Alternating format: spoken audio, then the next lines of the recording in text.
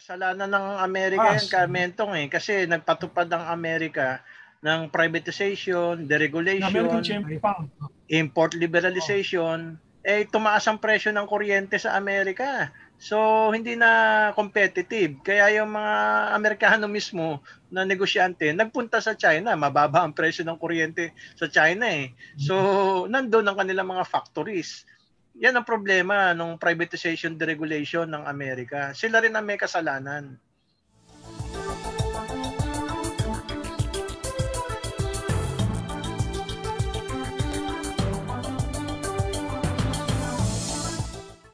And ito susunod na balita ay patunay nga na ang China po ay bumalik na po sa positibong direksyon sa ekonomiya at yung trade war ng Estados Unidos ay mukhang nadadapa. Ano?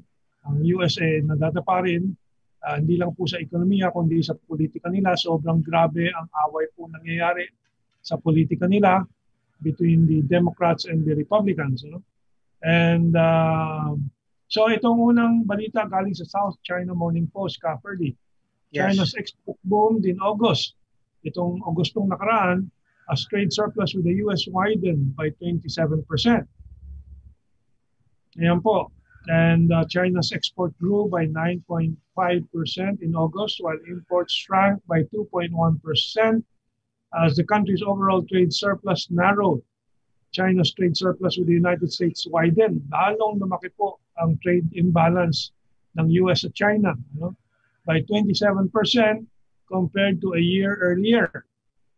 Despite vowing to buy more US products kasi may promesa ang China na bibili ng mas maraming products pero iyan po lumalaki naman over time. Kaya tumaas ng malaki ang trade surplus ng China versus the US aside from the Chinese firms na nag-export ng produkto nila into the US ay tandaan po natin maraming American corporations, American firms na ang kanilang mga factories ay located sa China. And so, tuwing mag-i-import ang Amerika, halimbawa ng iPhone galing sa China, actually iPhone is an American company, no? Pero yung kanilang factories nasa China. So tuwing bibili ang Amerikano ng mga iPhones ay kasama yan sa trade surplus na matatamasa ng China. Kasi nga kasalanan din ng Amerikano yan, ano? Bakit mahal ang kanilang kuryente, mahal ang kanilang salaries. So yung kanilang mga negosyante nagpupuntahan sa China. Comments? Okay, okay? Ayan, okay. I'm back. Now you can hear me. Naputol lang internet connection ko kaya well anyway, good, we're back. Yung dito sa Facebook, tingnan ko kung mabubuhay ko ulit. Anyway, so good that naituloy mo. And let me okay. So sige.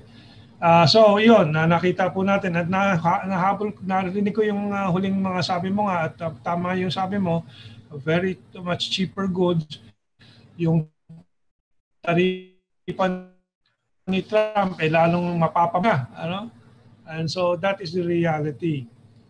Alam mo Mentong, naniniwala pa rin ako naniniwala pa rin ako na electoral gimmicks ni Trump yung anti-China niya. Pero pag siya ay na-re-elect, dahil negosyante yan si Trump So sa tingin ko, magbabalik sa normal yan after he is re-elected. Now, si Trump, sabi niya gusto niyang maibalik sa Amerika yung mga manufacturers na nasa China ng mga Amerikano. Nagtatagumpay ba siya dyan? Yun ang tanong. And ngayon na lumipas na halos 2 taon ng trade war niya, ito po ang realidad. Ito galing sa American Business Magazine, Business Insider. US companies are defying Trump's demands to decouple from China. And to decouple humiwalay sa China. American companies based, this is September 9 lang po ang ulat na to, by Adam Payne, parang si Thomas Paine, American companies based in China are ignoring Trump's calls to return to the U.S., a new survey found. Trump this week reiterated his plan to decouple, humiwalay, the U.S. economy from China's and transform the country into the manufacturing superpower of the world. No, yung Amerika daw, kanyang ibabalik yung manufacturing superpower of the world.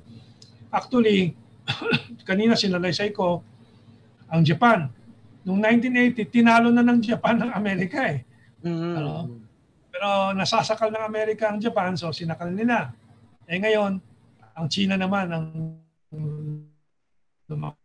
kasalanan ng Amerika yan, Mentong eh. Kasi nagpatupad ang Amerika ng privatization, deregulation, import liberalization, eh tumaas ang presyo ng kuryente sa Amerika. So hindi na competitive. Kaya yung mga Amerikano mismo na negosyante nagpunta sa China, mababa ang presyo ng kuryente sa China eh. So nandoon ang kanilang mga factories. Yan ang problema ng privatization deregulation ng Amerika. Sila rin ang may kasalanan. At saka sobrang mataas ang standard of living na nila, mga naging bata na mga sweldo ng mga tao, social welfare and so on. Ano? Sipin mo ka, Ferdie, pumipila sila sa free food kasi walang kita ngayon. No? Pero nakakotse sila. Di ba? Oo nga. Medyo sumarap ang buhay ng mga Amerikano. Hindi na masyadong katulad nung dati. Research for the American Chamber of Commerce in Shanghai found that over 70% of companies with operations in China had no plans to move production back to the U.S. U.S. companies in China want the two governments to repair relations, the research found. So gusto nila ayusin yung away. You know? In fact, maraming Chinese companies ang naglocate ng kanilang factories sa Amerika to provide jobs for the Americans. Yeah, inulat ko nga yan nung huling session natin dito, no, na actually even today there are still American companies going to China. Okay, from Reuters, dito naman sa politika ng Amerika ito, Trump on the defensive as critics seize on reports he insulted US veterans. September 6 pa po ito, we're just 6 days ago. And ito ang pinakamalaking problema na ni Trump sa propaganda sa politika sa US ngayon. Former Secretary of Defense Chuck Hagel, a Republican, told the ABC's this week that the remarks, if true, were deplorable. Hagel said the reports were credible because they were consistent with previous public remarks Trump had made denigrating military personnel, including former U.S. Defense Secretary James Mattis, as well as the late U.S. Senator John McCain. Ngayon, negosyante nga hindi si Trump, no? At hindi siya professional government bureaucrat, hindi tulad nila Obama, Hillary. So very close ang relationship nitong mga professional political bureaucrats at yung mga military. Si Trump bagong pasok, and marami sa populasyon sumusuporta sa Trump dahil they do not also trust the bureaucrats. Yung deep state na tinatawag. Remember, Mentong, ang pangako ni Obama, hindi na siya gagawa ng gera. Pero during his term, together with Vice President Biden, sila yung pinakamaraming ginawang gera up to the point na binitay nila si Gaddafi. No? Kaya nagka-problema ang Europe ngayon na napakaraming migrants dahil binitay nila si Gaddafi. So ito naman si Trump, in fairness, walang gerang nilikha. Kaya itong Biden na ito, hindi rin ako relax dito kay Biden. Pag naging presidente ito, delikado ito. Malamang lilikha ito ng gera. Malamang kasi kasama siya ni Obama sa paglikha ng gera. And remember, siya ang inassign ni Obama para guluhin ang Ukraine, to create a civil war in Ukraine. And that is one thing that they might do. They might create a civil war inside China. At ginagamit nga nila dyan yung mga Inner Mongolia, yung Xinjiang, Tibet, Hong Kong. So, delikado itong Biden na ito. Well, Parang dito sa Pilipinas din. But that's actually bipartisan sa tingin ko. Si Trump meron din siyang kanyang agenda na noong 2016 sabi ko nga mananalo siya dahil anti-war siya. Pero kita din naman natin yung laro niya diyan sa mga war issues, no? Tinutulak din niya ang pagbenta ng US armaments, hindi ba yan ay tutulong din sa gera. Hindi sila makaligtas doon dahil ang ekonomiya nila ay nakabatay nga sa defense armaments. Pagbenta ng armas. Kaya yung ibang kaibigan natin na parang suportado si Trump dahil anti-war daw, sabi ko, it's not that simple. We cannot really support either side. They will in the end take one position, which is to promote their wars and so on. So ganyan din ang posisyon ko kay Trump. Mahirap suportahan. Actually, we can only watch, and then deal with the results after the US elections, di ba? Titingnan natin kung anong lalabas. Ang maganda lang kay Trump, napababa niya yung troop levels sa Middle East.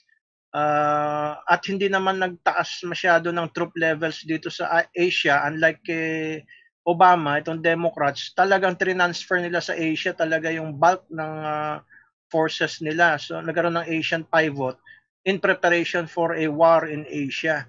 So medyo nakakatakot itong Democrats kasi war in Asia talaga ang kanilang binabalak, no, sa kanilang Asian pivot.